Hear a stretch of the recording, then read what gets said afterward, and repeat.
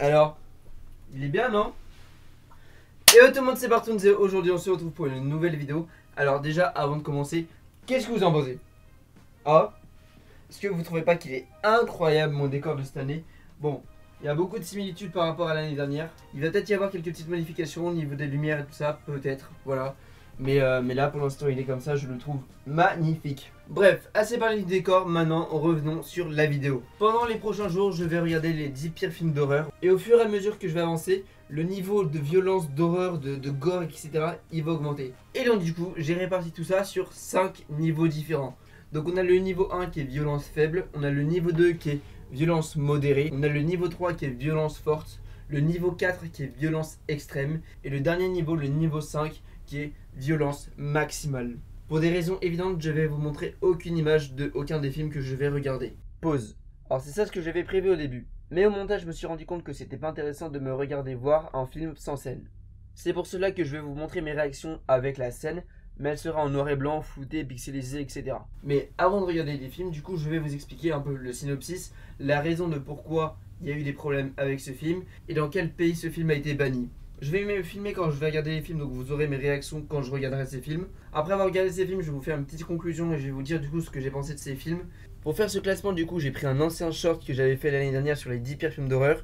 J'ai demandé aussi à Desia de me faire une petite liste. Après, du coup, j'ai comparé les trois et j'ai pris du coup les choses qui avaient l'air le plus intéressantes pour les garder. Donc là, on va commencer avec le niveau 1 qui est du coup Massacre à la tronçonneuse de 1974. Alors sur l'échelle de violence entre 1 et 10, il est situé à 3. Donc là je vais vous dire les pays où il a été banni et censuré. Les pays où il a été banni ou censuré, ça a été du coup le Royaume-Uni, la Scandinavie, l'Islande et le Brésil. Il a été parfois renommé et découpé. Donc voici un très court synopsis. Donc c'est un groupe de jeunes qui tombent sur une famille cannibale texane. Dans ce film, il y a une violence implicite et une atmosphère oppressante. Donc le synopsis, attendez-vous que ce soit quelque chose de très court. Là, juste un groupe de jeunes qui tombent sur une famille cannibale texane, voilà. Donc là, c'est parti pour regarder le premier film qui est Massacre à la tronçonneuse, l'original, celui de 1974.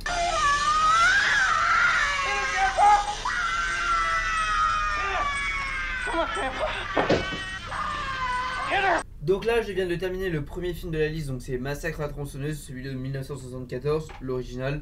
Il est bien. Parce que, alors, ce film-là, je l'avais déjà vu, donc c'est pas la première fois que je le vois. C'est vrai que, genre, la violence, elle est étrange, genre, l'atmosphère, l'ambiance, elle est vraiment oppressante. Surtout la scène du repas qui est vraiment longue, genre, c'est malsain, il y a un côté bizarre un petit peu. Donc c'est ça du coup qui est intéressant avec ce film là. Donc ça c'était le premier film, ça c'était le niveau 1. Maintenant on va passer au niveau 2, donc c'est un niveau jaune. Où ce film là, la violence sur 10, elle est au niveau 4. Donc voilà, donc on monte un cran de plus comparé au film précédent. Et c'est Face of Death, sorti en 1978.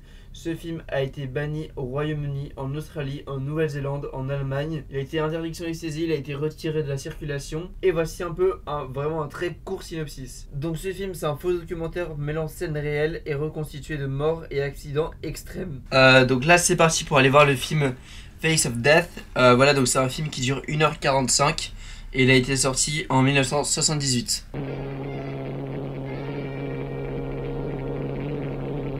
Waouh! Donc là, je viens de terminer de regarder le film documentaire Faces of Death. C'est incroyable. Alors, je m'explique. Alors, le début est très surprenant parce qu'on commence le film avec une opération, voilà, une chirurgie. On voit les organes, genre comme une autopsie, des choses comme ça. Et en fait, le film, il est hyper intéressant. Parce que du coup, tu apprends différentes choses au niveau de la mort en fonction des cultures, etc. Mais il y a des choses, par contre, c'est chaud. Genre, c'est hyper graphique. Comme par exemple on voit des scènes qui se passent dans un abattoir, donc on voit vraiment des animaux se faire tuer, etc. Il y a aussi une scène où c'est un rituel avec un singe, donc il y a des personnes qui sont à table, ils frappent sur la tête du singe jusqu'à ce qu'il meure et après ils bouffent le singe. Donc c'est hyper graphique, c'est hyper violent, mais par contre c'est hyper intéressant de savoir du coup quelle est l'approche de la mort avec l'humain en fonction de ses cultures, en fonction de différentes choses. Il y a aussi, pas aussi qu'au niveau des humains, il y a aussi le niveau animalier, parce que parfois on voit du coup des choses, etc. Entre les animaux, donc ça c'est hyper intéressant. Comme je l'ai dit, mais je le redis, on voit vraiment des scènes assez graphiques, comme on voit une personne qui meurt sur une chaise électrique. Donc nous voici pour le troisième film qui s'appelle Cannibal Holocaust, sorti en 1980. Sur l'échelle de violence de 1 à 10, il est situé à 5. Les restrictions qu'il y a eu, du coup, il y a eu des poursuites pour obscénité. et il a été banni ou censuré dans des pays comme l'Australie, la Nouvelle-Zélande, la Norvège, la Finlande, l'Islande et à Singapour. Ce film-là, c'est encore un faux documentaire, sauf que celui-là, c'est un faux documentaire amazonien avec du cannibalisme et de la violence sur des animaux réels. Donc là, je vais aller regarder le film Cannibal Holocaust. C'est un film qui est sorti en 1980 et il dure 1h30. Donc voilà.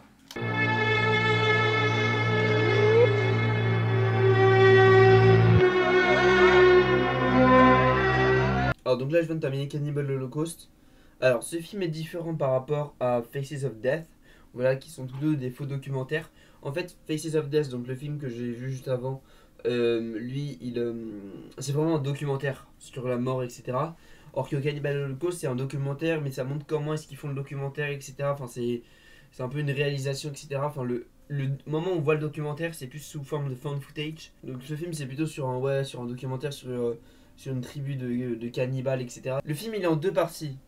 Il a une partie où c'est plutôt une personne qui va les rencontrer, voir comment ils sont, etc. Vraiment essayer de découvrir leur culture.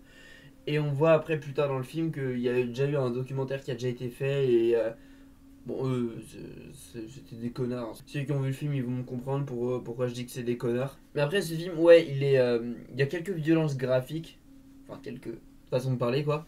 Mais c'est pas la même type de violence que dans le film précédent. Parce que dans le film précédent, on voit que c'est plus réel, alors que comme l'autre dans Hannibal Holocaust, comme on voit que du coup il y a des champs contre champs, enfin genre, que c'est un peu plus une mise en scène, bah du coup ça fait moins réel que le film d'avant, mais ça fait tout autant réel vu que comme c'est du found footage, j'ai l'impression que c'est réellement des choses qu'on voit, etc. Donc c'est assez troublant sur certains moments, c'est assez troublant. Donc voilà, donc ouais, donc il y a des scènes graphiques comme la scène du rituel, aussi des scènes de cannibalisme, aussi les scènes violentes sur les animaux, des scènes de mutilation et aussi la scène de fin avec les indigènes, etc. où c'est assez graphique, on va dire. Voilà.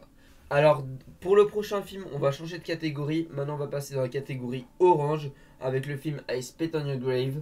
Sur l'échelle de violence de 1 à 10, il est situé à 6. Il a eu des refus de classification avec des coupes obligatoires. Il a été banni ou censuré dans des pays comme le Royaume-Uni, l'Australie et le Canada. Le très court synopsis, c'est une jeune femme se venge de ses agresseurs de manière sanglante et violente. Donc là, je vais regarder le film I Spit on Your Grave, sorti en 1978. Il dure 1h45.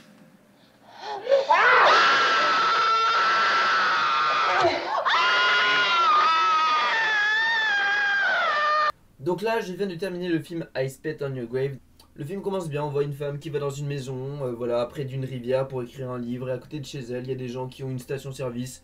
Et au début, on oublie très vite que c'est un film d'horreur. Comme je l'ai dit, tout se passe bien, voilà, il y a la jeune femme qui se baigne dans la rivière toute nue, elle bronze. Le début est très joyeux jusqu'au moment où elle se fait violer, à plusieurs reprises, par les mecs de la station-service. En fait, le problème avec ces scènes, c'est qu'elles sont horribles, car on est vraiment spectateur, et le seul truc qu'on peut faire, c'est subir visuellement la scène. Genre, on peut pas interagir, on peut rien faire. On est juste là, planté, à regarder du coup l'horreur en étant impuissant. Après, ce qui est intéressant, c'est la façon dont elle va prendre une revanche. Voilà, la façon dont elle va se venger sur ses harceleurs. Et c'est assez original sur certaines méthodes, etc. Donc, le film, je l'ai plutôt bien aimé. Après, en termes de violence comparé aux autres films, même si du coup, en fait, l'horreur, c'est pas de l'horreur graphique comme on peut avoir où c'est beaucoup de sang, etc. C'est plutôt ouais, visuel, genre moral, de voir que la meuf, après qu'elle a eu ses agressions, elle est complètement détruite mentalement, etc. Justement, après, elle a plus aucune empathie pour du coup les actes qu'elle va faire pour se venger de ses agresseurs. Pour ce prochain film, on va passer maintenant dans la catégorie entre orange et rouge, voilà. Sur le niveau de violence de 1 à 10, on est rendu à 7. Et c'est le film Nécromantique, sorti en 1987. Il y a eu des interdictions dans plusieurs pays pour la nécrophilie et la violence. Il a été censuré ou banni dans des pays comme l'Islande, la Norvège, la Malaisie, Singapour et le Canada. Alors le petit synopsis, c'est un couple obsédé par les cadavres et dans ce film il y a de la nécrophilie graphique. C'est parti pour voir le film Nécromantique. Donc voilà, donc c'est un film qui est sorti en 1987. Il dure environ 1h15, donc c'est parti. On est déjà rendu au 5e film du challenge.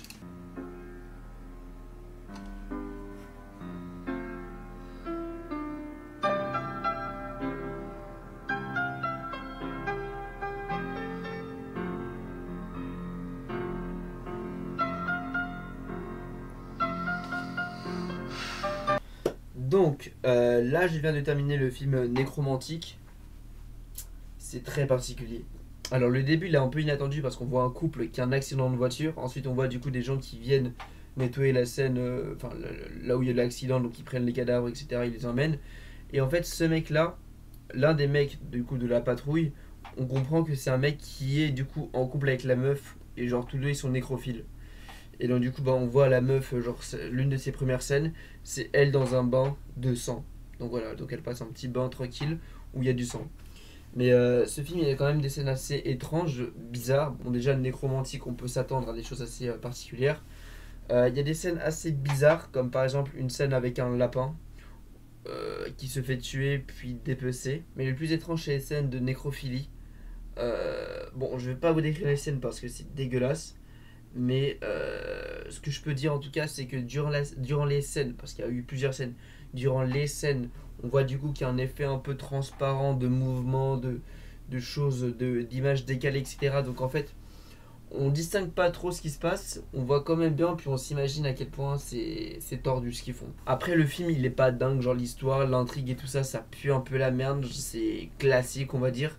Mais c'est vrai que les scènes un peu étranges, genre de nécrophilie, bon, c'est ça qui rend le film bizarre. Il y a des scènes étranges, comme par exemple, je vais pas vous décrire encore une fois, mais un chat et une baignoire, voilà. Ou d'autres scènes de cul aussi. Il y a quelques scènes de cul qui sont assez surprenantes, mais pas d'une bonne manière. Pour le film, en vrai, il y a de la violence qui est.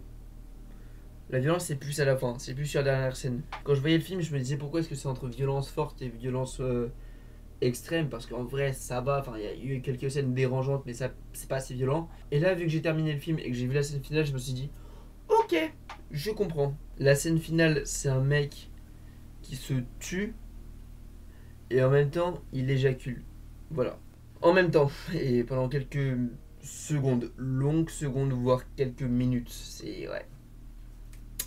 Enfin bref. Ok, maintenant le prochain film, il est dans le rouge, donc dans violence extrême. Sur l'échelle de 1 à 10 au niveau de la violence, il est situé à 8. Le film est sorti en 2010 et c'est un Serbian film, donc en gros un film serbe.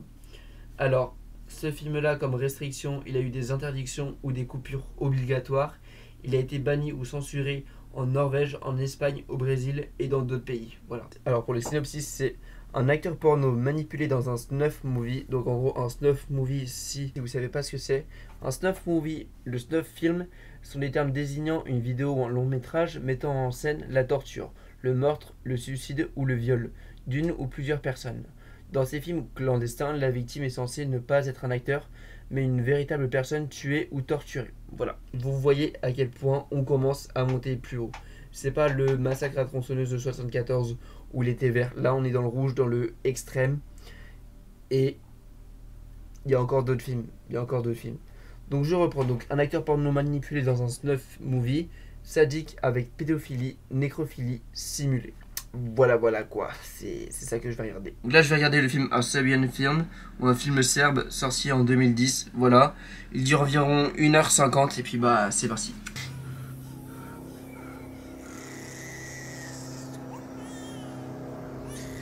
Non.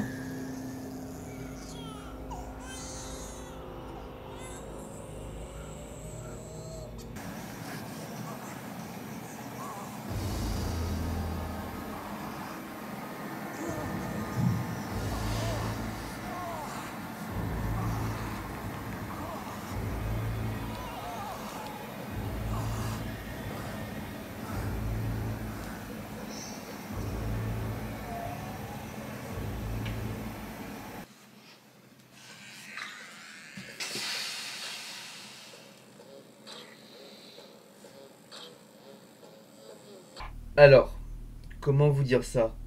Je viens de terminer le film et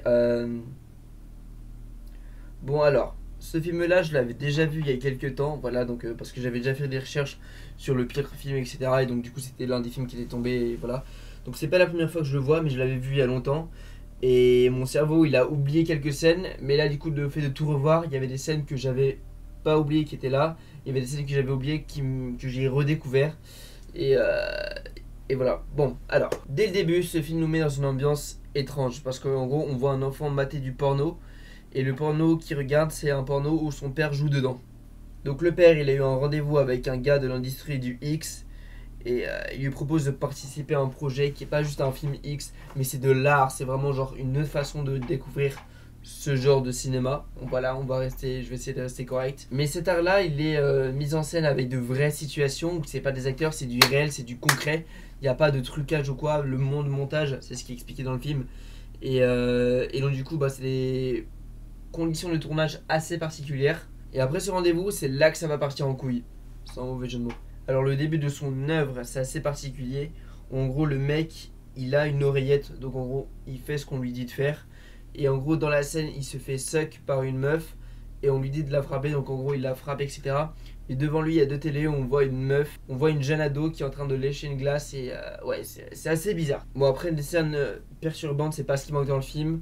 Entre des scènes où on voit une meuf qui est en train d'accoucher et après le mec qui a mis au monde l'enfant, il le ken. Ou des scènes où il y a des viols, un peu de nécrophilie, etc. Mais le pire, je trouve que c'est la scène de fin qui mélange un peu tout ce que je viens de vous dire. Et tout ça, c'est en une scène. Il y a de la pédophilie, il y a du viol, il y a... C'est un massacre. C'est un massacre visuellement. Ce qui est bien, parce qu'il faut quand même...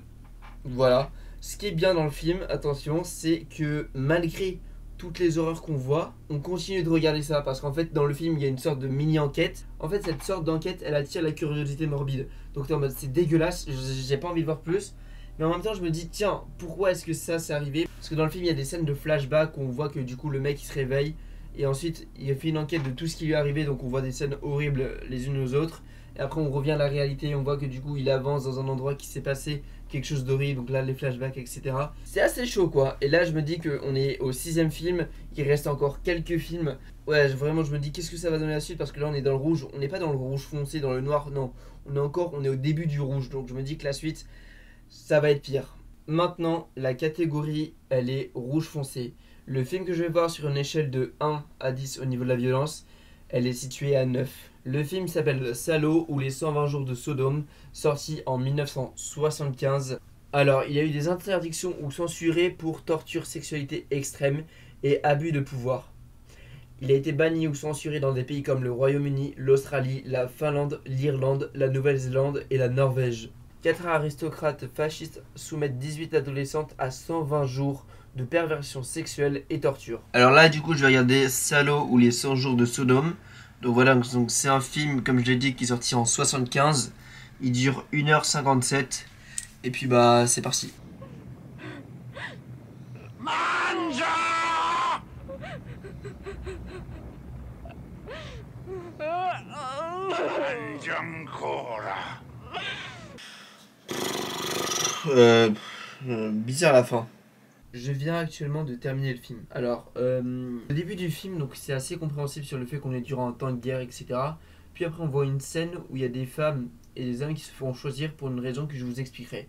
La raison pour laquelle ils sont choisis, c'est que plus tard, on voit des hommes et des femmes qui sont réunis à un endroit là et qu'il y a des sortes de chefs qui leur expliquent des règles sur le fait qu'ils sont en gros maintenant des esclaves. Voilà, qui sont plus humains, qui sont juste des sorte d'objet en fait. Alors le film est pas plus violent que ça, il est pas fou non plus, il y a beaucoup de parler, de choses un peu chiantes.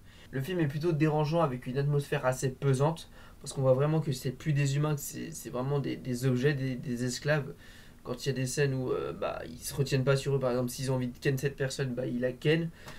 Ils transforment aussi leurs esclaves en chiens, voilà, où ils les tiennent en laisse dans la maison. Il y a une personne à un moment, elle donne à manger des clous à une meuf pour qu'elle saigne de la bouche. Il y a même une autre personne qui est forcée de manger la merde de quelqu'un d'autre, etc. devant tout le monde pour être humiliée. Donc, non, ça c'est un peu compliqué. Enfin, genre, c'est pas de la violence graphique comme sur le film précédent où là, franchement, c'était dur à regarder. Non, là, c'est plutôt en mode, mais c'est du dégoût sur les personnes en mode, mais à quel point ils osent faire ce genre de choses ou pourquoi ils font ça. Il n'y a pas vraiment de violence visuelle, sauf à la fin où il y a quelques scènes avec du sang, mais genre c'est ou des brûlures sur le corps, mais à part ça, c'est pas non plus dingue comparé à d'autres films que j'ai pu voir. Le film il est plus violent, mais genre de façon psychologique. Le prochain film que je vais regarder, c'est Guinea Pig, Flower of Flesh and Blood, donc le cochon d'Inde fleur chair et sang. Voilà, donc c'est je crois un petit court métrage, il dure pas, il dure moins d'une heure, je crois qu'il dure 42 minutes, quelque chose comme ça. Donc ce film là il est rouge foncé, donc c'est-à-dire niveau violence extrême. Sur l'échelle de 1 à 10 au niveau de la violence, il est à 9. Ce film là est sorti en 1985. Donc les problèmes avec ce film, c'est interdiction temporaire ou saisie pour suspicion de snuff. Il a été banni ou censuré en Australie, Royaume-Uni, Nouvelle-Zélande et les États-Unis. Le très court synopsis du coup, ça serait un homme qui démembrait une jeune femme pour de l'art. Voilà, et donc du coup le film c'est gore ultra réaliste, simulé. Là j'avais regardé du coup le film Guinea Pig Flower of Flesh and Blood. Donc Guinea Pig, donc cochon d'Inde, fleurs, chair et sang. Ce court métrage là il dure une quarantaine de minutes. Donc c'est sorti en 1985.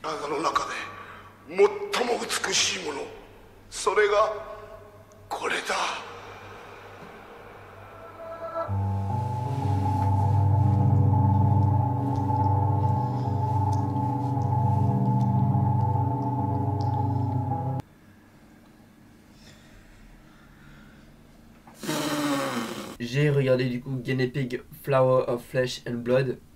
Alors c'est pas le premier, il y a d'abord eu un autre court métrage qui est sorti la même année qui s'appelle Guinea Pig Devil's Experiment.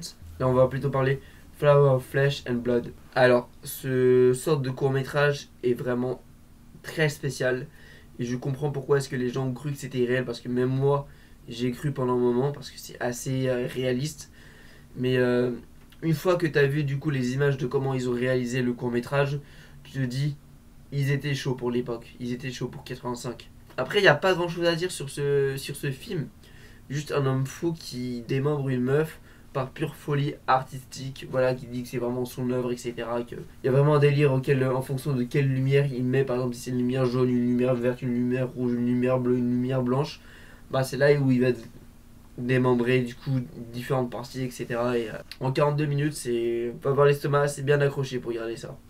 Mais c'est assez déroutant. Là, on va changer de catégorie parce qu'on va passer dans la catégorie violence maximale. Avec le film Man Behind the Sun, sorti en 1988. Sur l'échelle de violence entre 1 et 10, il est situé à 10.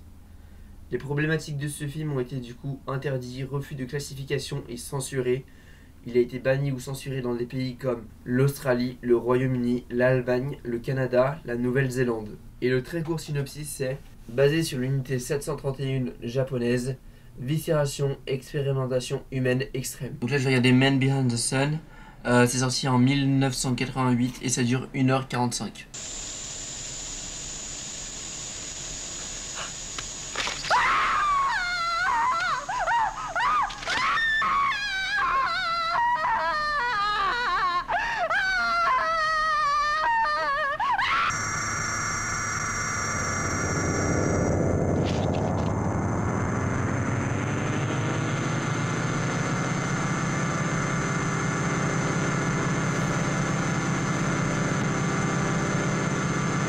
Alors, au niveau du film Man Behind the Sun, alors dès le début du film, on comprend bien qu'on est dans l'unité japonaise 731 pendant la Seconde Guerre mondiale. En fait, cette unité, elle servait à faire des expériences médicales cruelles qui étaient infligées aux prisonniers chinois et aux soviétiques à la fin de la guerre. Alors, ce film, il est violent. Il y a des scènes horribles comme un bébé de 3 mois qui se fait tuer en étant enterré dans la neige. Il y a quelques scènes de torture, comme par exemple une meuf qui est dehors pendant un petit moment. Ensuite, on lui verse de l'eau glaciale, du coup, bah, ça fait que tout est glacé. Donc ensuite, on met ses mains dans un bassin. Et après, il y a quelqu'un qui lui arrache la peau des avant-bras. Et c'est assez graphique. Il y a des scènes aussi un peu malsaines, comme par exemple des scènes avec des geishas. Et il y a des scènes qui sont assez horribles sur lesquelles je ne m'attendais pas, comme des scènes graphiques avec un chat.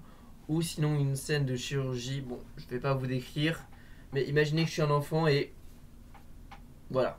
Vous avez compris? Vous avez compris. Ce que j'aime bien avec les films que je vois actuellement, c'est que comme c'est des vieux films, bah ça donne un petit côté spécial, vous voyez. C'est différent que, admettons, si je vois ce film-là aujourd'hui avec un film en 4K, Full HD, nickel, le son incroyable, bah c'est pas pareil où l'image il y a du grain, elle est de mauvaise qualité, le son aussi parfois il sature. Ça fait vraiment un petit côté un peu plus trash, un peu plus sale, vous voyez, pas propre, clean, avec un bon son, etc. comme on peut avoir pour les nouveaux films d'horreur. Mais vous voyez, cet effet-là, ce truc-là, je trouve ça incroyable.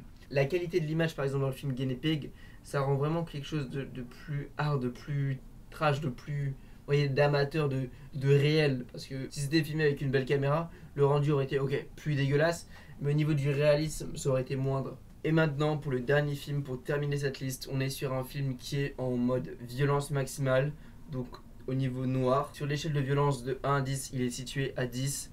Et je parle du film Martyr, sorti en 2008. Comme restriction, du coup, il a eu des interdictions temporaires ou des coupures obligatoires.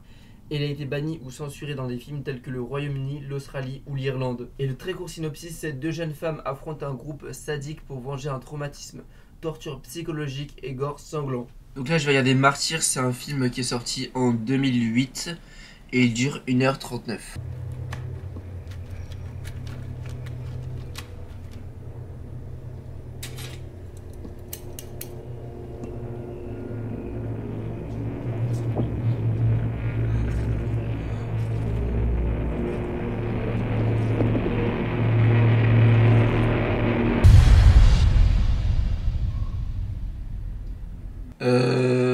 Là, je viens de terminer le film Martyr. Il est incroyable. Il est vraiment dingue. Il est fou. Il est waouh. Je m'attendais pas du tout à ça. Waouh. Je viens de terminer le film Martyr. Et ce film, c'est un banger. Alors, avant que je m'avance, je tenais à dire que de base, j'étais en mode oh, c'est quoi ce film? C'est quoi? C'est pas ouf et tout ça. Mais finalement, j'étais agréablement bien surpris, genre c'est fou. Alors sans spoil, le problème que j'ai eu c'était la créature au début du film.